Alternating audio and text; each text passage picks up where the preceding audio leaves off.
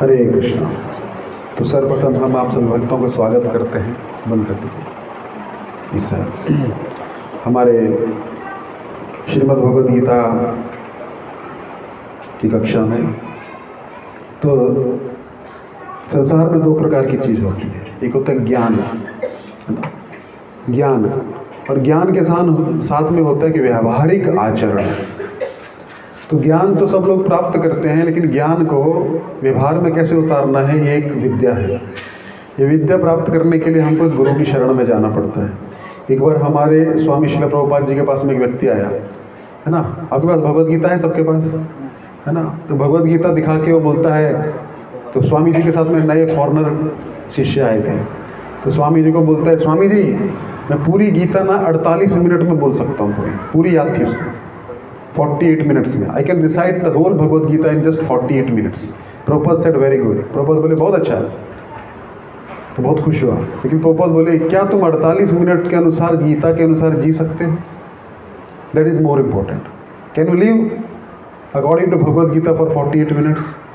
वो ज़्यादा महत्वपूर्ण है। गीता का हमको रट्टा है, सबको रट्टा मारते हैं हम लोग, है ना। लेकिन उसका व्यवहार जब तक हमको पता नहीं, उसका कैसे उसको हमको जीवन में उतारना है, तब तक वो ज्ञान जो है ना। सांप के ऊपर मणि देखी आपने? सुना है, देखी नहीं होगी। उसके पास मणि का उसको कोई फायदा है उसका मणि का, फिर भी छोड़ता नहीं उस मणि को। तो उसी प्रकार हमारा ज्ञान जो है, अगर उसको व्यवहार में नहीं उतार पा रहे हो, ज्ञान किसी प्रकार का नहीं। तो इसीलिए गीता को तो सब जानते हैं, गीता के कुछ श्लोक भी जानते हैं। मोस्ट फेमस श्लोक ऑफ भगवद गीता क्या है पता है आपको? क्या है? नहीं, सर्वधर्मान् परित्यज्य भी वो लोग नहीं जानते हैं।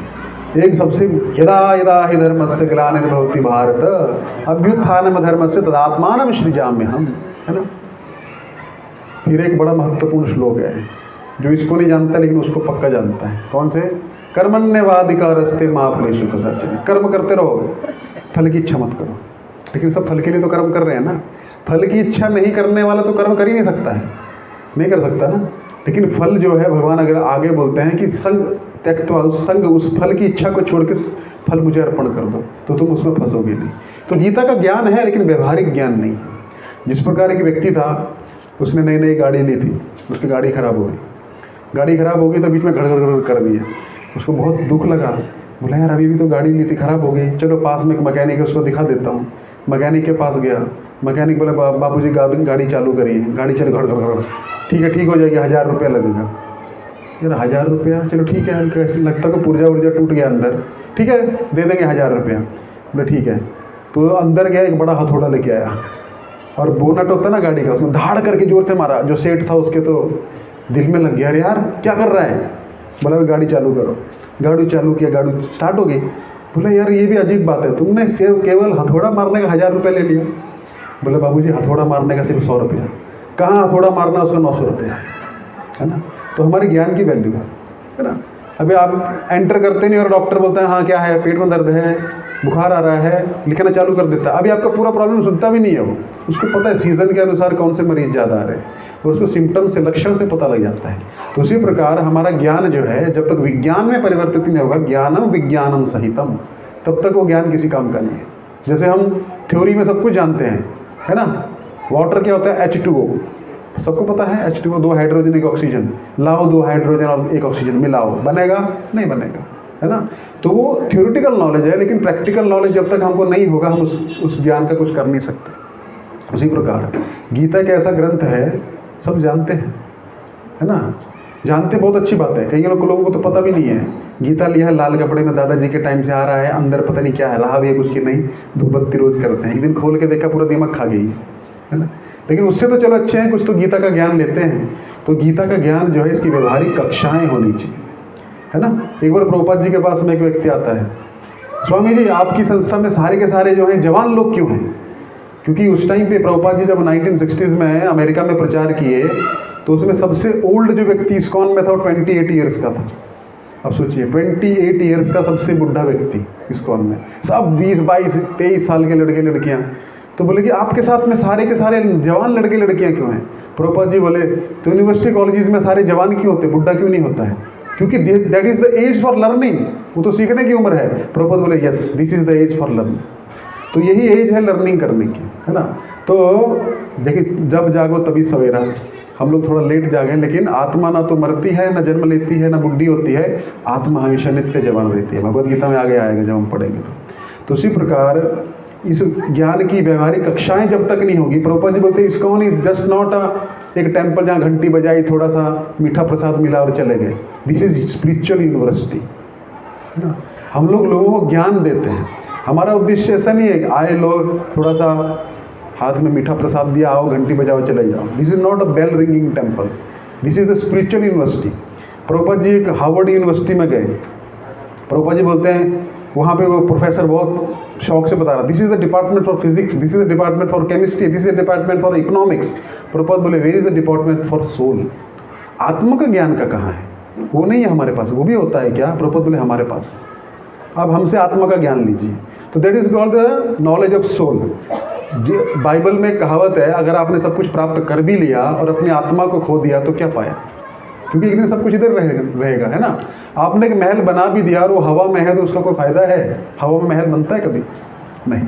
तो इसी प्रकार हमारा सारा जीवन निकल गया और हमने गीता के ज्ञान को प्राप्त नहीं किया तो मरते समय हमको बहुत कष्ट होगा, क्योंकि सब इधर ही रहने वाला है, सब इधर रहेगा। कोई लेके गया आज तक आपके रिश्तेदारों में? कुछ सुना आपने कि भाई ले गया वो अपना प्रॉपर्टी ट्रांसफ़र कर लिया उसने अगले जन्म में? ऐसे कोई कागज़ अभी तक बना नहीं है। ना तो ऑनलाइन अकाउंट ऐसा है कि ऑनलाइन ट्रांसफ़र हो जाता है, नहीं होता है। सब जो है खाली हाथ आए थे खाली हाथ जाएंगे, खाली हाथ नहीं जाएंगे। अपना कर्म लेके आए थे और कर्म लेके जाएंगे। खाली हाथ कोई नहीं जाता है। हम आए भी भरे हुए हाथों से, लेकिन कर्म लेके आए थे और जाएंगे भी भरे हुए हाथों से, अच्छा बुरा जो भी कर्म है। तो इसी प्रकार गीता का जो ज्ञान है उसका व्यवहारिक शिक्षा जब तक नहीं होगा तब तक वो गीता का ज्ञान जो है ना गीता में रह जाएगा, हमारे व्यवहार में वो नहीं उतरेगा।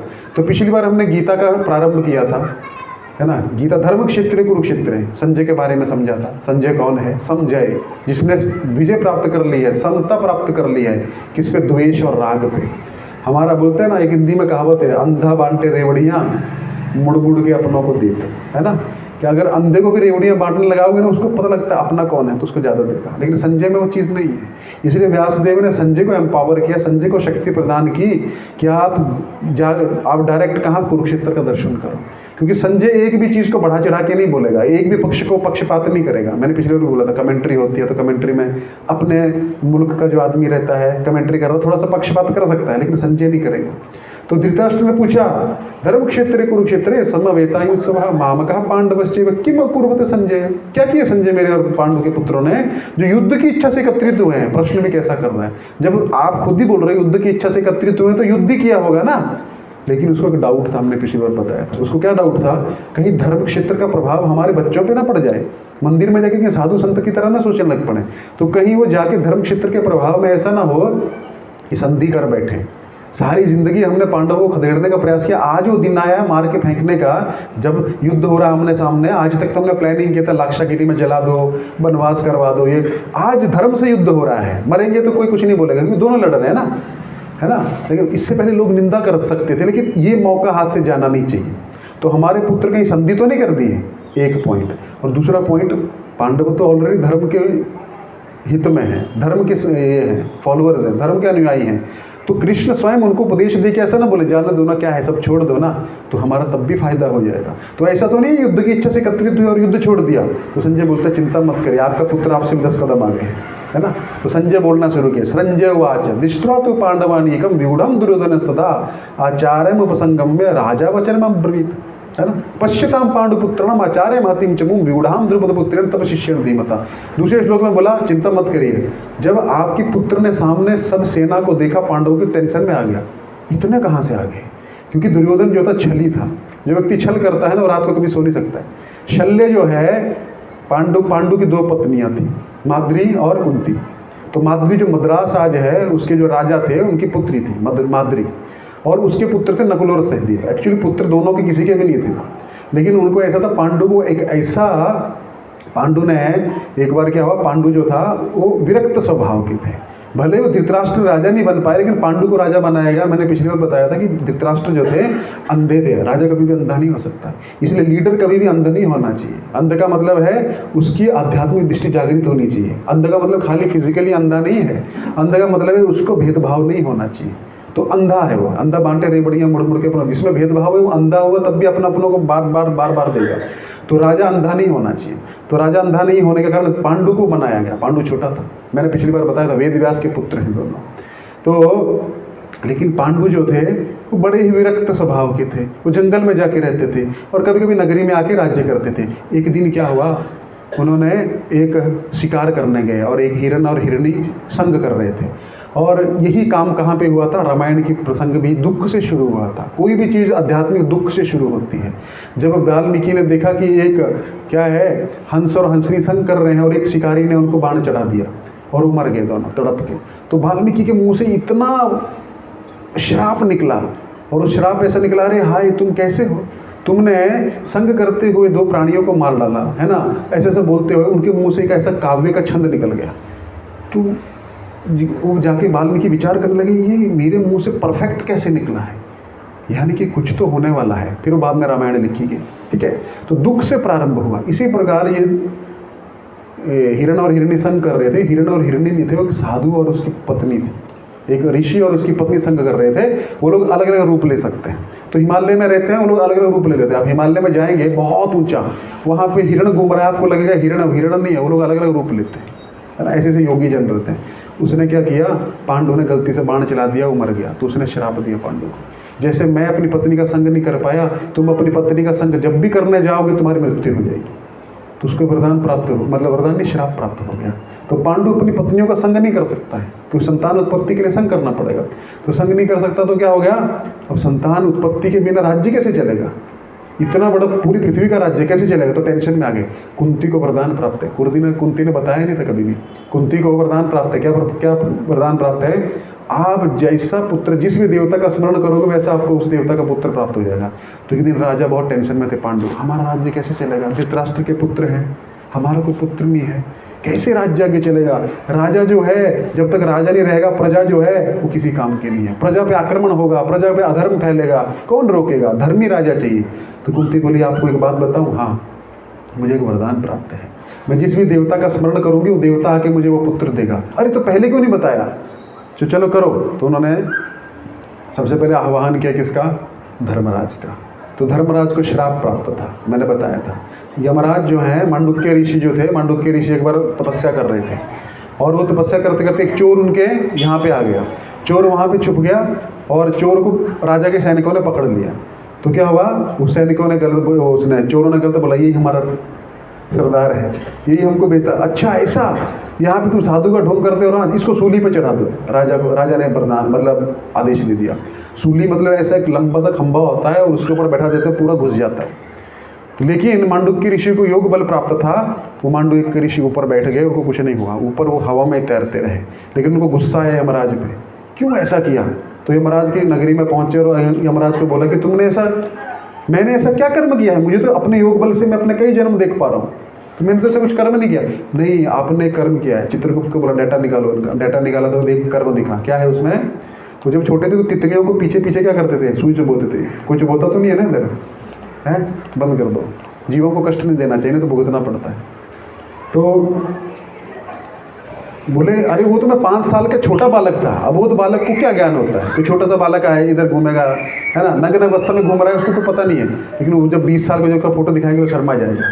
तो अबोध बालक को ज्ञान नहीं होता है, तुमको इतना भी पता नहीं है क्या, जाओ तुमको श्राप देता हूँ, पृथ्वी लोक में जाना पड़ेगा। तो धर्मराज जो है साक्षात युधिष्ठिर बन के आए। तो पहला स्मरण उन्होंने किया, तो पहला पांडु को पूछा कैसा पुत्र चाहिए, जो धर्मराज हो, धर्म से राज्य करे। ठीक है, धर्मराज का स्मरण किया, पहला पुत्र प्राप्त हो युधिष्ठिर। वो देते हैं ऐसे आके, ठीक है, दे दिया। तो एक से क्या होगा, और चाहिए, थोड़े दिनों बाद बोलते हैं। तो फिर कैसा पुत्र चाहिए, मुझे चाहिए बलशाली पुत्र, जो बल भी हो। धर्म तो ठीक है, धर्म करता रहेगा, खाली लेक्चर देगा, कोई बलशाली भी तो चाहिए। तो फिर कैसा पुत्र चाहिए, मुझे चाहिए एक वायुदेव जैसा, हनुमान जैसा, है ना, वायुदेव जैसा पुत्र, जैसे वायु पुत्र थे हनुमान। तो फिर वायुदेव का स्मरण क्या, कौन दिया, भीम, है ना। फिर थोड़ी देर बाद बोला अरे ये तो ठीक है, शक्ति और बुद्धि का समन्वय हुआ, एक व्यक्ति इंटेलिजेंट भी चाहिए, intelligent practical. Arjun was practical, कौन चाहिए, इंद्र का पुत्र, है ना। तो इंद्र का आह्वान क्या, कौन मिला, अर्जुन मिल गया। 3 हो गया ना कुंती के। लेकिन माद्री को इच्छा हुई तो कुंती को फिर बोलते अरे और चाहिए। बोले देखो आपसे मेरे को पुत्र प्राप्त नहीं हो, शास्त्र केवल 3 पुत्र उत्पन्न करने की अनुमति देता है किसी दूसरे से। तो मैं अगर अभी मैं दूषित हो जाऊंगी अगर चौथा पुत्र प्राप्त करूंगी तो बोला माधुरी को वो मंत्र सिखा दो तो माधुरी प्राप्त करेगी, लेकिन इस बार एक में ही मगर डबल धमाका करो, ठीक है, बार नहीं। एक कितने चाहिए? बोले 5 चाहिए, तो 2 एक बार मान लो। माधुरी को मंत्र सिखाया तो स्मरण किया अश्विनी कुमार का, तो कौन कौन मिल गए? नकुल और सहदेव मिल गए। कितने हो गए? 5 हो गए। तो ये 5 पांडव जो हैं उस तरह से प्राप्त हैं। मैं स्टोरी में क्यों आया था? क्या चल रहा था? धर्म क्षेत्र तो हो गया था, लेकिन मैं यहाँ पे किसी कारणवश आया था। हाँ, सेना, शल्य, यस। तो वो जो शल्य है ना, वो शल्य माद्री का भाई है। तो जब उसको पता लगा अभी माद्री तो चलेगी, अब हाँ ये भी कंप्लीट कर देते हैं। एक दिन ऐसा संयोग हुआ कि माद्री और पांडु का संग हो गया और उसको श्राप था, पांडु सीता मर गया, है ना, मर गया वो, क्योंकि श्राप था ना। अब रोने लग पड़े, हमारे पुत्रों को क्या है, जंगल में ही थे वो लोग। तो धृतराष्ट्र बहुत खुश था, जंगल में अच्छा हुआ, जंगल से आए ही नहीं वापस। ऐसा जाता है ना, जैसे कोई भाई चला जाता है कमाने बाहर, तो छोटा भाई सोचता है अच्छा आया ही नहीं यार, इसकी ज़मीन जायदाद हमारा, आदत पड़ जाती है ना उसको यूज़ करने की, तो देता नहीं है। फिर वो आदत बहुत ख़राब चीज़ है, दूसरे की संपत्ति को हड़पने की। फ्री की मिल जाए तो क्या चीज़ है। तो धृतराष्ट्र को भी आदत पड़ गया था, है ना, जब कुछ नहीं है आराम से घर भी यूज़ कर रहा है, सब यूज़ कर रहा है। तो पांडु विरक्त थे, तो क्या हो गया, संपत्ति हड़पने की आदत जो है वो पहले से ही है, आज से नहीं है। लेकिन उसका परिणाम धृतराष्ट्र को भुगतना पड़ा बाद में। तो क्या हुआ, पांडु मर गया। तो फिर बहुत दुख फैला, धृतराष्ट्र ने 2-4 आंसू बहाए, अरे मेरा भाई था। धृतराष्ट्र को फिर भी थोड़ा बहुत फीलिंग था अपने भाई के लिए, लेकिन दुर्योधन बड़ा खुश। दुर्योधन जो है सब छोटे छोटे थे, लेकिन वो पहले से दुष्ट था। जब वो पैदा हुआ था तो वहाँ लोमड़ियाँ, गीदड़ रोए, सियार रोए, है ना, कौवे कड़गड़ाए, गड़गड़ बरसात आई, तूफान चला। ये समझो कोई बुरी शक्ति का आगमन हुआ है, जब ऐसा हो तो, है ना। तो वो तभी उसको बोला था विदुर जी ने, इसका ठीक नहीं है। वेद व्यास जी बोले इसको जंगल में छोड़ दो, भीलों को दे दो उसको। नहीं, मैं हमारा पुत्र है, ये तुम्हारे कुल का नाश करेगा। और वो हुआ, उसने रखा। तो क्या हुआ, फिर पूरे राज सम्मान से पांडु का अंतिम संस्कार करने लगे। तो सती माद्री बोलती कि मैं, कुंती बोलती मैं मर जाऊंगी साथ में, हमारे पति के बिना हम क्या करेंगे जी के। तो माद्री बोली देखो बच्चों को कौन पालेगा, है ना, हमें तो कुछ नहीं है, आप हमसे भी ज़्यादा हमारे बच्चों को प्रेम करेंगे नकुल सहदेव को, हमको विश्वास है, हमको सती हो जाने दीजिए। माद्री सती होगी पांडव के साथ में, फिर ये लगे रहने लगे, फिर वहाँ से द्वेष चालू। आगे का स्टोरी कभी और करेंगे, बाकी आप जानते हैं, ठीक है। छोटे छोटे बच्चे आ गए तो रहने लगे, फिर भीष्म पितामह ने उनको ट्रेनिंग दिलाया, वो सब अलग कथा है। तो फिर क्या हुआ, शल्य। तो जब शल्य को पता लगा, शल्य मामा है ना पांडवों का, तो शल्य को पता चला। शल्य को क्या पता चला, अरे हमारे भांजी लोग युद्ध करने वाले हैं, चलो हम चलते हैं युद्ध करने। तो अपनी फौज पूरी चेन्नई से, मद्रास से उसने उठाई। अब ऐसा तो है नहीं ट्रेन से आते थे या बस से आते थे या फिर फ्लाइट से आगे सीधा, पैदल चलते चलते कई दिन लगने थे। तो ये दुर्योधन इतना चालू था, इसने क्या किया, इसको पता लगा कि कृष्ण जो है अर्जुन का सारथी बना है, तो एक्सपर्ट सारथी हमको भी चाहिए कि नहीं चाहिए, बराबर का टक्कर होगा। तो शल्य जो है एक्सपर्ट सारथी है। अब शल्य को अपनी साइड में कैसे लिया जाए, शल्य तो आएगा नहीं, शल्य तो इनका मामा है ना, उनके लिए युद्ध करने आ रहा है। इसने क्या किया, जहाँ पे वो जाता था वहाँ पे पहले पंडाल लगा देता था, जहाँ पे रुकने का, वहाँ पे प्रसाद खाने पीने का बंदोबस्त कर देता था। तो शल्य को लगता था हमारे भांजे युधिष्ठिर ने किया है ये सब कुछ। एक दिन इतना खुश हुई, जहाँ वाह वाह क्या अरेंजमेंट किया है, वाह, है ना, जिसने भी ये अरेंजमेंट किया है मैं तो उसका हो जाऊंगा, दास हो जाऊंगा। इतने दुर्योधन छलांग मार के बीच में आ गया, आपने वचन दिया, देखो मैंने सुना है, ये सारा अरेंजमेंट मैंने किया है। अब शल्य जान जाए पर वचन ना जाए, आजकल तो वचन जाए माल ना जाए, है ना, थोड़ा झूठ भी बोलना लगे। लेकिन पहले के लोग ऐसे नहीं थे, वहाँ की शक्ति होती थी, जो बोलते तो सत्य हो जाता था। इसे तो हमारी वाणी का कोई बोलते, अमेरिका में लोग पहले कोर्ट जाते हैं फिर बिजनेस करते हैं, इंडिया में उल्टा है, पहले बिजनेस करेंगे फिर कोर्ट जाएंगे। क्यों, डिस्प्यूट हो गया, ये हमारा पैसा खा गया क्या, क्यों, विश्वास नहीं है। पहले ऐसा नहीं होता था, अभी एग्रीमेंट बनता है, हाँ भाई तुम जवान दे रहा है, रिकॉर्डिंग कर लेते हैं लोग फ़ोन में, क्यों, पलटी मार जाएगा। इसलिए सत्य नहीं रहा है कलयुग में, जो है वाणी में कोई शक्ति नहीं रही, इसलिए वाणी का कोई प्रभाव ही नहीं है। सुबह कुछ बोलते हैं दोपहर में वो कर जाते हैं, शाम को बोले कब बोला था, अरे ये तो AI जनरेटेड है, मेरा है ही नहीं, है ना, अभी नया हो गया बहाना, ये मेरा वीडियो ही नहीं है, ये तो AI जनरेटेड है, क्या करो पकड़ो, है ना, आवाज़ भी बदल देते हैं लोग।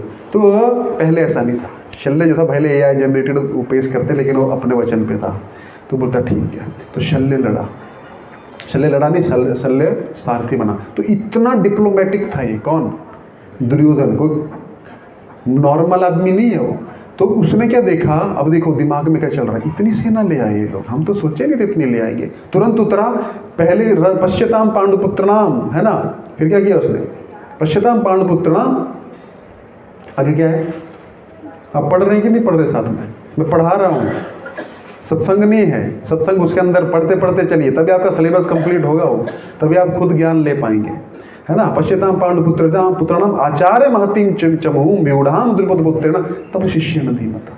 उत्तर के सीधा द्रोणाचार्य के पास गया। अब द्रोणाचार्य के पास क्यों गया, क्योंकि मैंने पिछली बार बताया था, सामने का सेनापति कौन है, द्रुपद का पुत्र धृष्टद्युम्न है, आपके नाम नहीं ले रहा है। तब शिष्य ने धीमता, देखा कितना इंटेलिजेंट है वो, आपसे सीख के आपको बेवकूफ़ बना गया, आपके खिलाफ खड़ा हो गया। तो उसने क्या किया, टोंट मारी उसको। टोंट भी बहुत सम्मान से मारते हैं तो, ऐसा नहीं हमारी आपकी तरह टोंट मार दिया, दिल दुखा दिया, मतलब वो समझने वाला ही समझ सकता है। द्रोणाचार्य तुरंत समझ गए क्या बोलना चाह रहे हैं, क्योंकि हमने पिछली बार स्टोरी बताई थी आपको धृष्टद्युम्न की, सुनी नहीं बताई थी, कहीं कहीं और बताई होगी फिर। तो द्रुपद और द्रोणाचार्य जो है आपस में मित्र थे, है ना, एक गुरुकुल में दोनों पढ़ते थे। तो जब मित्रता होती है, छोटे छोटे बच्चों की आपस में मित्रता हो जाती है। तो द्रुपद और द्रोणाचार्य की मित्रता थी। एक दिन द्रुपद का, बोलते हैं ना, द्रुपद ने उसको बोल दिया, क्या बोला, यार तू मेरा बेस्ट फ्रेंड है। बच्चों में होता है ना, थोड़ी देर बाद झगड़ा करेंगे फिर गले मिलेंगे और माँ बाप भिड़ जाएंगे, है ना। और क्या होता है, बच्चे बाद में एक हो गए, माँ बाप के बीच में मनमुटाव हो गया, बच्चे जो हैं फिर गले मिल गए। तो बच्चों की बातों में कभी यकीन नहीं करना चाहिए, ठीक है, ये पहली सबक है। तो एक दिन द्रुपद ने इमोशनल होकर बोल दिया, चॉकलेट दिया होगा उसको, अपना शेयर किया होगा, यार जब मैं राजा बनूंगा ना तेरे को आधा राज्य दे दूंगा। अब द्रोणाचार्य को बात याद रहेगी। तो द्रोणाचार्य जो थे वो ब्राह्मण थे। ब्राह्मण हमेशा once there was a dash Brahmin, fill in the blanks है, क्या आएगा, है once there was a poor Brahmin. Rich Brahmin सुना कभी आपने किसी स्टोरी में, ब्राह्मण कभी रिच नहीं हो सकता है। जो ब्राह्मण है, हम उनकी बात नहीं करें जो ब्राह्मण का कर्तव्य नहीं निभाते हैं। एक बार भृगु ऋषि ने, इसका भी स्टोरी बता देते हैं, पता ही होगा आपको। भृगु ऋषि ने ठाना कि कौन भगवान है, हम जानना चाहते हैं। तो बोले कि ठीक है। तो ब्रह्मा जी के पास गए, ब्रह्मा जी को बुरा भला बोला, ब्रह्मा जी दौड़े उसको मारने के लिए पीछे, बोले ये भगवान नहीं हो सकते, ये डिस्टर्ब हो गए। शिव जी के पास गए, शिव जी देखिए ब्रह्मा जी पीछे दौड़ रहे, क्या हुआ, अरे तुमको क्या बताएं यार, तुम तो भस्म लगा के बैठे रहते हो, हैं तुमको ना तो घर है ना बाहर है, अच्छा ऐसा। तो त्रिशूल लोग के दौड़े, दोनों पीछे दौड़ रहे। अब गए भगवान विष्णु के पास में। भगवान विष्णु बेचारे अपना रेस्टिंग मोड में रहते हैं हमेशा, किसी को ना तो कष्ट देते हैं ना, है ना, हमेशा शांत रहते हैं। वो जाके सीधा भृगु यहाँ पे लात मारा, और जैसे ही भगवान को लात लगा, आपको कोई सोए हुए लात मार दे तो आप क्या करेंगे, जो हाथ में आएगा उसके सर पे मारेंगे। भगवान विष्णु उसके चरणों पकड़ दिए उनके, भृगु ऋषि के। अरे ब्राह्मण देव आपको चोट तो नहीं लग गई, मेरा हृदय बहुत पत्थर जैसा है, बहुत पत्थर है, आपको चोट तो नहीं लगी। तुरंत भगवान भृगु ऋषि समझ गए यही भगवान है। तो वो निशान जो है ब्राह्मण का, भगवान आज भी अपने हृदय पे लेके घूमते हैं। पता है आपको, लड्डू गोपाल देखिए आपने, लड्डू गोपाल के हृदय पे होता है ना ऐसा, वो भृगु का चिन्ह है। भगवान बोले हम अपने भक्त का चरण अपने पे धारण कर लेंगे। इतने में लक्ष्मी को पसंद नहीं आया, हमारे स्वामी का अपमान किया, तुम ब्राह्मण हमेशा गरीब रहोगे, जाओ, शाप दे दिया। तो इसलिए वंश दरवाजे पूर्व ब्राह्मण ही होता है, जो ब्राह्मण का कर्तव्य करता है। 6 कर्तव्य ब्राह्मण के, यजन याजन पठन पाठन ददाति प्रतिगृह्णाति। दाना देना, दान लेना, खाली लेना ही नहीं, देना भी, और पढ़ना और पढ़ाना, और यज्ञ करना अपने लिए और यज्ञ करवाना, ये 6 काम है ब्राह्मण के, वही ये ब्राह्मण है। बाकी ब्राह्मण तो बहुत मिल जाएंगे। हम मुंबई में रहते थे तो ऐसे, महाराज हम भी ब्राह्मण है, देखो हमारा जनेऊ, सरनेम शुक्ला, दुबे, पांडे, है ना, चबा रहे पान, वैसे ब्राह्मण नहीं। तो ये जो द्रुपद, तो द्रोणाचार्य ने ये मार्ग अपनाया, कौन सा, ब्राह्मण थे। तो ब्राह्मण कभी अमीर नहीं हो सकता है। क्यों नहीं हो सकता है, क्योंकि वो अमीर ब्राह्मण का एकमात्र धन जो है वो क्या है, तपस्या नहीं कर पाएगा। अगर वो ब्राह्मण अगर आलीशान जिंदगी जीने लगे तो तपस्या नहीं रहेगा, तपस्या नहीं रहेगा तो साधना खत्म हो जाएगा, साधना खत्म हो जाएगा तो तपोबल समाप्त हो जाएगा। इसलिए वो क्या है, कभी भी उसका प्रयोग अपने लिए नहीं कर सकता है। विश्वामित्र मुनि जो हैं वो राम और लक्ष्मण को क्यों लेके गए साथ में, खुद उनके पास इतना बल है कि पूरा पृथ्वी से सब राक्षसों को संहार कर दें, क्योंकि क्षत्रिय का कर्म है। हम क्यों पड़े उस पचड़े में, हम तुमको सब अस्त्र शस्त्र वही दिए, पता है आपको, सब अस्त्र शस्त्र वही दे रहे हैं, प्रसन्न होके ये भी ले लो, ये भी ले लो, क्योंकि राम लक्ष्मण को लेके गए, क्योंकि तपोबल समाप्त हो जाएगा अगर डायरेक्ट इन्वॉल्व हो गए इन चीज़ों में। तो इसलिए क्या हो गया, द्रोणाचार्य को बात याद थी। तो द्रोणाचार्य अपना जीवन जी रहे थे, लेकिन गरीब थे। एक दिन क्या हुआ, ऐसे बैठे हुए थे, कुछ जीवन चल नहीं रहा था बराबर, क्योंकि कोई सुनना नहीं चाहता है शास्त्र वगैरह, कोई देता नहीं है ना। तो अगर यज्ञ करेंगे पूरे दिन में, बोलेंगे कितना दक्षिणा, आप अपनी इच्छा से दे देना, 101 रुपये पकड़ा देंगे पूरे दिन का, है ना। तो बेचारा कैसे घर चलाएगा। इसलिए वो लोग क्या करते हैं आजकल के ब्राह्मण, तो है ना, खाते नहीं हम, हाँ दूसरा एक गया पैक कर दो, वहाँ खाएंगे, खा नहीं पाता लेकिन वो भोग नहीं कर पाएगा, है ना। तो इसलिए संतुष्ट रहना चाहिए ब्राह्मण को, लेकिन वो संतुष्ट थे द्रोणाचार्य, इसलिए पुअर थे। तो द्रोणाचार्य ने एक दिन देखा बच्चे खेल रहे हैं और बहुत हंसी की आवाज़ आ रही है, अश्वत्थामा के रोने की आवाज़ आ रही है। तो एक दिन देखा तो बच्चे उसको चिढ़ा रहे थे। बच्चे ने ना आटा घोला था पानी के अंदर, बोलते हैं अश्वत्थामा दूध पिएगा, हाँ पीऊँगा, ले पी।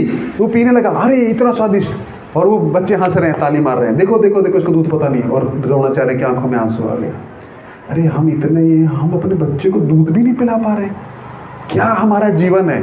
तो याद आया, अरे हमारा मित्र तो द्रुपद है ना, चलो द्रुपद के पास चलते हैं। राज्य तो हम क्या करेंगे, हमको एक गाय दे देगा, वो एक गाय से अपने बच्चे को दूध पिलाएंगे, इतनी सी इच्छा थी। तो क्या हुआ, गए द्रुपद के पास में। द्रुपद अहंकारी हो गया है, भूल गया है ना वो बचपन का, है ना, बचपन का प्यार भूल नहीं जाना रहे, है ऐसे गीत की, बचपन भूल जाते हैं लोग, है ना। तो भूल गया। तो क्या हुआ, द्रोणाचार्य बोलते हैं जाओ बोलो द्रुपद को, उनका मित्र आया है द्रोणाचार्य। द्रुपद को याद था, ऐसा नहीं भूल गया था, कौन द्रोणाचार्य, हम किसी द्रोणाचार्य को नहीं जानते हैं, भगा दो उसको, ऐसे तो हजारों भिखारी हमारे पास आते हैं। द्रुपद को जब ये चीज़ बोला तो द्रोणाचार्य अपने आप अंदर चले गए। मित्र तुमने हमको पहचाना नहीं, शायद तुमको पहचानने लायक है भी क्या तुम्हारे अंदर, है ना, तुम हमको पहचान नहीं रहे हो। द्रोणाचार्य बोलते हैं हम तुमको नहीं पहचानते, मित्रता समानता वालों में होते, तुम्हारी औकात क्या है हमारे सामने, चलो भागो इधर से। द्रोणाचार्य को बात लग गई। जब वो वापस आ रहे तो कौरव और पांडव खेल रहे थे, छोटे छोटे बच्चे थे, उनकी बॉल गिर गई थी कुएं में। तो द्रोणाचार्य को विद्याएं सारी प्राप्त थी। देखिए जो विद्यावान सरस्वती और लक्ष्मी की जमती नहीं आपस में, कभी भी देख लेना आप, दोनों दो स्त्रियों के आपस में जमती नहीं है ना, भले ही वो दोस्त लगेंगे, मित्र लगेंगे, अंदर जलन पक्का होगा। तो नहीं, ये पक्की बात है, ऊपर से सब आ रहा है, बाय डिफॉल्ट सेटिंग है। तो सरस्वती जहाँ पे रहती है वहाँ लक्ष्मी नहीं आएगी, क्योंकि लक्ष्मी के पीछे भागेगा तो सरस्वती छूट जाएगी, सरस्वती के पीछे भागेगा तो लक्ष्मी छूट जाएगी, और दोनों में बैलेंस नहीं होता है। ये कहीं पे भी देखना, गुणवान व्यक्ति कभी धनवान नहीं हो सकता, उसको गुण का त्याग करना पड़ेगा, ये पक्की बात है। उसको कॉम्प्रोमाइज़ करना पड़ेगा, वो बेचना पड़ेगा अपना कला। जितने बड़े बड़े कलाकार हैं, जाते हैं, बड़े बड़े अभिनेता हैं, 1 करोड़ देगा तुमको, शादी में आओ, नाचते हैं, ठुमका लगाते हैं, क्यों, वो कला का बेच देते हैं, इसलिए कला रहती नहीं है ना, उसका रिस्पेक्ट वो नहीं रहेगा। इसलिए देखिए बड़े बड़े पंडित भीमसेन जोशी, वो कला को बेचे नहीं, इसलिए कला उनके अंदर है ना। तो ये कला की चीज़ ऐसी है, लक्ष्मी और सरस्वती का समन्वय नहीं हो सकता है, बहुत कम होता है, साधना तो नहीं करनी पड़ेगी। तो द्रोणाचार्य जा रहे थे, द्रोणाचार्य ने तिनका डाल के बॉल खींच लिया, तो बच्चे खुश हो गए, ताली बजाए, सीधा चले गए भीष्म पितामह के पास। अरे दादाजी एक ऐसा व्यक्ति आया, अच्छा वो जरूर द्रोणाचार्य होगा, बुलाओ उसको। तो द्रोणाचार्य बेचारे जॉब ब्राह्मण नहीं कर सकता है, अगर ब्राह्मण जॉब करेगा तो वो शूद्र हो जाता है, क्योंकि अधीन हो गया ना, 9 से 5 जाना पड़ेगा, 6 जाना पड़ेगा, संडे भी जाना पड़ेगा। ब्राह्मण स्वतंत्र होता है, इसलिए वो ब्राह्मण है, इसलिए वो सत्य बोल पाता है। अगर आप किसी से कुछ ले रहे हो तो आप बोल नहीं सकते हो, क्योंकि क्या है, वो कुछ दे रहा है ना, आपका मन अपने आप उसके अधीन हो जाता है, ये फैक्ट है। आप किसी से कुछ ले लिए ना, वो एहसान किया ना, आप बोलना चाहोगे लेकिन आप बोल नहीं पाओगे, है ना, आप बोल नहीं पाओगे। तो द्रोणाचार्य ने अब क्या किया, अपने पुत्र का दुख देखा और क्या किया, चलो जॉब कर लेते हैं। वो बोले हम आपको सब कुछ फैसिलिटी देंगे, घर बार सब कुछ देंगे, खाना पीना सब कुछ, सैलरी भी देंगे, आ जाओ, अधीन हो गए। इसलिए द्रोणाचार्य भरी सभा में बोल नहीं पाए। लेकिन द्रोणाचार्य इतने बड़े ब्राह्मण हैं कि वो क्या हुआ, अभी पूरा स्टोरी कर देते हैं 5 मिनट, है ना, 5 मिनट के अंदर, है ना, क्योंकि ये प्रसंग चल रहा है। तो क्या हो गया, द्रोणाचार्य को बात लग गई। द्रोणाचार्य ने शिक्षा दिया। जब सब विद्याएं प्राप्त हो गई ना, तो फिर एग्जीबिशन होता है बड़ा ग्राउंड में, अब सब अपने अपनी विद्या दिखाएंगे। तो द्रोणाचार्य ने सबको बुलाया, धृतराष्ट्र आए, भीष्म आए, बड़े बड़े योद्धा आए। अब देखो हमारे शिष्यों ने क्या क्या सीखा है ना। तो हमारे शिष्यों ने क्या क्या सीखा है, तो युद्ध प्रारंभ हुआ, मतलब एग्जीबिशन प्रारंभ हुआ। पहले कौरवों ने किया, उसके बाद पांडवों ने किया, है ना। ये करते है ना, ये क्या हो गया, करते जब सब हो गया, फिर लास्ट में कर्ण भी आया था, लेकिन कर्ण युद्ध नहीं कर पाए, क्योंकि कर्ण जो है सूर्य पुत्र, क्षत्रिय है, लेकिन सूत के घर में, ये स्टोरी किसी को पता नहीं। तो द्रोणाचार्य बोले नहीं, बराबरी वाला में युद्ध होता है ना, क्षत्रिय के युद्ध, तुम कैसे युद्ध कर सकते हो। तो कर्ण फिर वहाँ से दुर्योधन की नज़र पड़ी उस पर, ये इसको हम यूज़ कर सकते हैं, ये इसको राज्य चाहिए और हमको ये चाहिए, और अर्जुन से इसका द्वेष है, तो दोनों को भिड़ा दो, है ना, दुश्मन का दुश्मन मित्र, ये दुर्योधन का दिमाग ऐसा था। तो द्रोणाचार्य से वो पूछे कि द्रोणाचार्य बोले सब आए, हम आपको क्या गुरु दक्षिणा दे सकते हैं। जो भी द्रुपद को पकड़ के लेके आएगा वो मेरी गुरु दक्षिणा होगी। कौरव बोलता दुर्योधन ये कौन सी बड़ी बात है, चलो। सब गए, उनको 5 मिनट में हरा के भेज दिया। तो फिर अर्जुन सामने आए, गुरुदेव हम जाएं क्या, आपकी कृपा हो तो जाओ। अर्जुन सिंगल हैंडेडली जाके पूरी सेना से लड़ा और द्रुपद को भी हरा के बंदी बना के लेके आया। द्रुपद ने उसी समय डिसाइड किया कौन है इतना सुंदर, इतना बलवान व्यक्ति, है ना, जो अपनी गुरु की आज्ञा पे इतना आ गया। हमारी एक पुत्री होगी तो हम इसके साथ इसका विवाह करेंगे। उस पुत्री का अभी पुत्री थी नहीं। तो फिर आ गए। तो जब वो सामने लेके छोड़ दिया तो द्रोणाचार्य बोलते हैं पहचाना तुमने हमको? द्रुपद कुछ नहीं बोल रहा है, क्रोध आ रहा है उसको, लेकिन बंदी है, ये हमारे शिष्य हैं, इसने तुमको बंदी बना लिया है। तुमने हमको नहीं पहचाना, हमने तुमको पहचान लिया। तुमने आधा राज्य बोला था ना, हम तुम्हारी तरह भुलक्कड़ नहीं है, जाओ तुमको तुम्हारा सारा राज्य हमारा है ना, आधा तुमको दे दिया, जाओ। अब उसको क्षत्रिय को खैरात दिया ना, उसको लग गया बात में। अब वो द्रुपद गया बहुत भयंकर, है ना, और यहाँ पे आधा राज्य द्रोणाचार्य ने रख लिया और अर्जुन जैसा उसके पास व्यक्ति है। तो द्रुपद वापस गए, एक ऐसा पुत्र उत्पन्न करना है जो द्रोणाचार्य को मारे, हमारा बदला ले। क्षत्रिय चुप नहीं बैठ सकता है। कौन करेगा यज्ञ? सारे ब्राह्मणों को बुला के पूछा कितना दक्षिणा लोगे? इतना नहीं, क्या करना है? द्रोणाचार्य को मारा। अरे ब्रह्म हत्या करनी है, अरे हमको ब्रह्म हत्या का पाप लगे, नरक जाना पड़ेगा। नहीं करेंगे। पूरा पृथ्वी छांट मारा। लेकिन जैसे को पर्पस सुनता तो बोलता हम नहीं करेंगे। तो फिर परेशान हो गए, कौन यज्ञ करेगा यार, कैसे हम द्रोणाचार्य का वध करेंगे? जब तक द्रोणाचार्य का वध नहीं होगा हम शांति से नहीं बैठ सकते हैं। तो फिर एक दिन एक ब्राह्मण के पास गए, लास्ट ब्राह्मण बचे थे, उसका नाम 2 ब्राह्मण थे, यज्ञ और उपयज। तो यज्ञ के पास गए, यज्ञ को बोला कि आप ब्राह्मण हैं तो आप यज्ञ करेंगे, क्या करना है यज्ञ? द्रोणाचार्य को मारने के लिए पुत्र उत्पन्न करना। नहीं, मैं नहीं करूँगा। ठीक है, फिर अब तो कोई रहा नहीं, लेकिन मेरा भाई करेगा, उपयज। कैसे? जाओ पूछो उसको, पक्का करेगा वो। तो उपयज के पास गए, उपयज को बोले क्या करना है? यज्ञ करना है, क्या करना है उसमें? एक पुत्र उत्पन्न कर, द्रोणाचार्य को मारे। हाँ हो जाएगा, इतना दक्षिणा लगेगा, ब्लैंक चेक, ठीक है। वो तैयार हो गया, कोई तैयार नहीं हो रहा था। आके यज्ञ को पूछा आपको कैसे पता था वो तैयार हो जाएगा? बोले एक बार मैं और वो जंगल से जा रहे थे, तो जंगल में जा रहे थे तो दोनों को भूख लगी थी, रात हो गई, शाम हो गई, तो इसको भूख लगी थी, मेरे को भी लगी थी। तो ऊपर से फल गिरा हुआ था नीचे, इसने तुरंत फल उठाया, ना धोया ना भगवान को अर्पण किया, खा गया। तो मैं तुरंत समझ गया इसका मन जो है मलिन हो गया है, अब ये कोई ना कोई उल्टा काम जरूर करेगा। उसने यज्ञ किया और धृष्टद्युम्न उत्पन्न हुआ, साथ में द्रौपदी भी उत्पन्न हुई उस यज्ञ से, और द्रौपदी बाद में अर्जुन की पत्नी बनी। और धृष्टद्युम्न वो धृष्टद्युम्न है जो उत्पन्न हुआ है। फिर उसके बाद सिखाने किसके पास भेजा है? तो Dronacharya was the best teacher पूरे वर्ल्ड में। और द्रोणाचार्य को पता है धृष्टद्युम्न हमको मारेगा, लेकिन फिर भी क्या हुआ, जब द्रुपद ने जान के भेजा जाओ उनके पास में सीखने भेजो, तब भी द्रोणाचार्य इतने उदार थे, उन्होंने उसको अपनाया और सब कुछ सिखाया। ये होता है ब्राह्मण, है ना।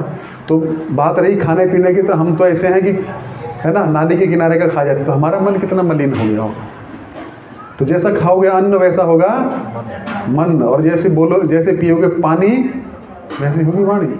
अब देखिए जहाँ पे कठोर पानी होता है ना, है ना, वहाँ पे ना जबान बहुत कठोर होती है लोगों की। वो बेचारे प्रेम से भी बोलेंगे ना तो आपको लगेगा लठ मार दे जैसे सर पे, है ना, आपको मतलब ऑफेंसिव फील हो जाएगा, क्या यार पानी पीना, बैठना, वो आपको इज्जत दे रहा है, लेकिन आपको लग रहा है ताना मार रहा है ना। तो ऐसा वाणी हो जाता है व्यक्ति का। तो इसलिए पानी और अन्न बहुत सोच समझ के लेना चाहिए। भीष्म पितामह ने अन्न खाया था किसका?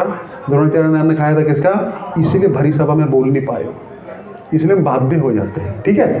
तो आज हमने 2 श्लोक देखे, समय के थोड़ा अभाव है, थोड़ा कीर्तन करेंगे 5 मिनट, इसलिए तो गीता में हम प्रवेश कर रहे हैं धीरे धीरे। पहले सब पात्रों को समझ जाइए कि ये श्लोक क्यों बोला उसको, है ना, ये श्लोक क्यों बोला, है ना, और इसको बोलने का क्या मतलब है।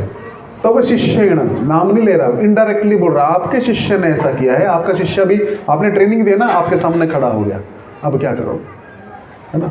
तो उसी प्रकार जो है तब शिष्येण धीमता, है ना।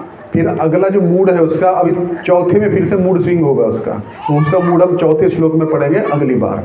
तो अभी हमने 2 मूड देखे, एक धृतराष्ट्र के, सब मूड्स हैं और ये सब आदमियों में पाए जाते हैं। जो ऐसा मूड प्रदर्शित करे वो धृतराष्ट्र है, दुर्योधन है, वो हमारे अंदर ही है, वो बाहर नहीं है। वो ऐसे नहीं तो हो के मर गए, वो हम ही हैं।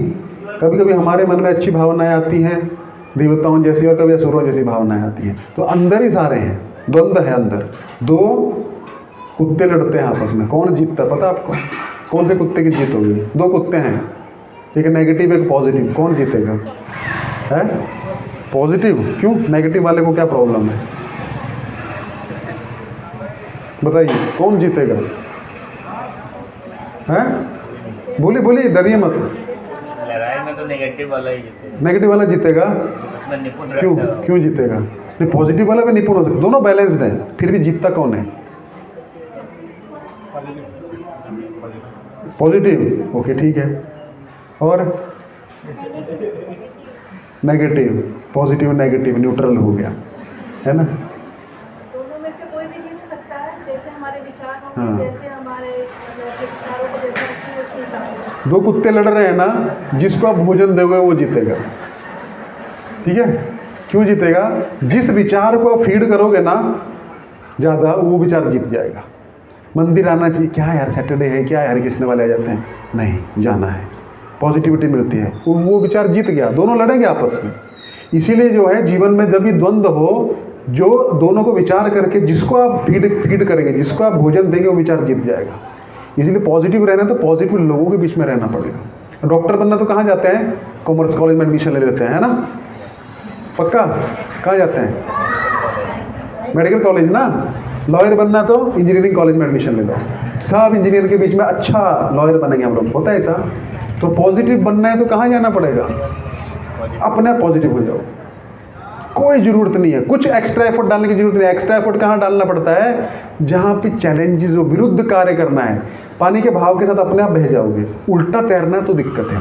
उल्टा तैरना ही क्यों है? नेगेटिव के बीच में पॉजिटिविटी ढूंढोगे, उल्टा तैरने के बराबर है। क्यों एनर्जी वेस्ट करना? पॉजिटिव लोगों का संग करो ना, अपने पॉजिटिव हो जाओगे। जैसा करोगे संग वैसा लगेगा, रंग अपने आप लग जाएगा। बुरा संग करोगे, थोड़े दिन बोलोगे प्रभु जी बीड़ी तो पीता है, दिल का अच्छा है, थोड़े दिनों में आप भी पीने लग पड़ेंगे, क्योंकि अच्छा ही देख रहे हो ना उसके अंदर। ये पक्की बात है। शराब पीता है, दिल का बहुत अच्छा, कोई सच बोलता है, फिर आपको शराब, देखो शराब पीता है लेकिन दिल का अच्छा, आप भी पीने लग पड़ोगे। तो ये ज़बरदस्ती अच्छाई छोड़ने की आदत छोड़ दी, मतलब देखने की आदत छोड़ दीजिए, है ना? है ना? सब्जी में आप ऐसे नहीं सोचते ना, सड़ी पड़ी है बेचारा गरीब है, लो उठा लो, उसमें तो छांट के लेते हैं ना, फल भी छांट के लेते, संग भी छांट के करिए। संग इतना महत्वपूर्ण चीज़ है। दुर्योधन ने संग किया, गाइडेंस ली शकुनी से, इसलिए नाश हुआ। और अर्जुन ने संग किया, भी देखिए रो रो के शरण प्राप्त करेगा कृष्ण की, इसलिए उसका भी उसका उद्धार हुआ।